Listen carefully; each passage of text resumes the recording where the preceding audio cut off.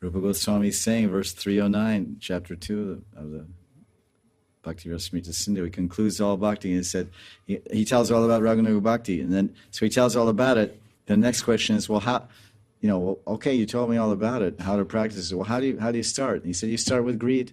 And where do you get greed? You get greed from someone that has it. It means you have to go to a Raganuga Bhakta. And he may not be premi, he may not be who's prema bhakti, that's, and bhav, or even a sakti or ruchi or whatever. But he is in his own crippled or small way, whatever way he's doing. He or she, if the lady teacher, they're following the path of Raganuga Bhakti, which they receive from their guru and trained. It's not very so much all complicated as it may sound, but esoteric. It's a sadhana. It's a sadhana. There's Vaidhi sadhana, Raganuga sadhana. So there's hearing, chanting, remembering. But the focus is different. The attitude is different. The mentality is different. Yes. And that attitude, that abhiman, that mentality and attitude and feeling, that bhav and that abhiman, it comes through guru.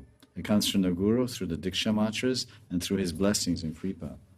So that's why we say the power or the greed or the divine greed or the initiating force to start the practice of Rag Bhakti is by the mercy of Krishna or Guru. This is the words of Rupa Goswami.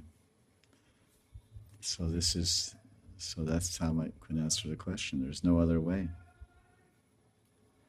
You can practice Vaidhi sadhana for 1,000 lifetimes, and Vaidhi sadhana will take you to Vaikuntha and give you so many rewards. But only Raganuga sadhana will take you to Radha and Krishna. There's a whole verse there and the whole discussion in Madhya Lila chapter 8, Ramananda Roy, Samvad. And Lord Chaitanya is speaking, Ramananda Roy is speaking. He said, if you don't follow Raganuga Bhakti, you can't attain Krishna. Braje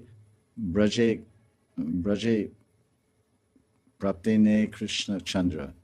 Without following Raganuga Bhakti, you cannot attain Krishna Chandra in Vrindavan, Braj.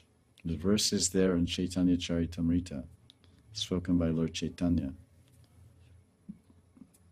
So we may be worshipping Krishna, Radha and Krishna, but if it's not in the Ragmarg, then we will have to some life come to the Ragmarg.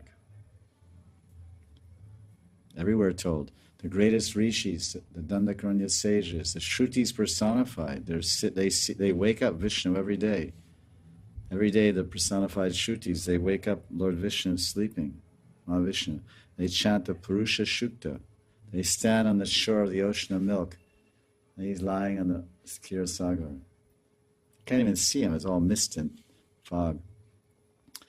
And they chant Om Tad Vishnu, they chant all this whole Purusha Shukta prayer. Then he wakes up, Vishnu.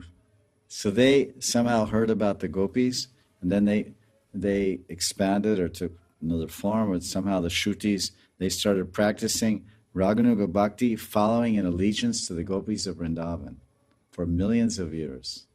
And they finally took birth as gopis in Bhoma Vrindavan, Prakat Lila Krishna. That's in the 10th canto of Bhagavatam, and 29 through 33.